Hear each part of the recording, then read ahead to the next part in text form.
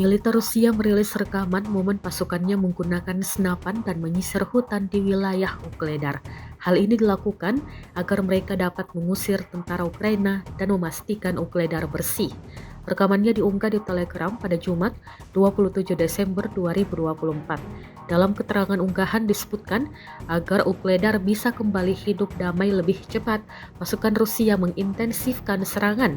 Ukledar diklaim memang telah dibebaskan 2 bulan lalu, namun pertempuran masih terus berlanjut. Sekarang musuh terkonsentrasi di kawasan hutan.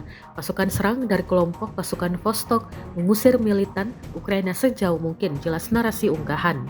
Wakil Komandan Batalion dengan tanda panggilan Boa Kostriktor berbicara tentang bagaimana orang-orang Rusia mengatasi tentara Ukraina di wilayah tersebut. Да, здесь не за что зацепиться. Получается, они здесь готовили плацдарм, я так понимаю, напротив нашего бригады постоянно находилась у нас, противодействовала нам 72-я бригада ВСУ. Получается, 2 года стояли на месте, после чего приняли грамотное решение, обошли его с флангов, где он был не готов. После чего буквально за месяц этот город, соответственно, пал.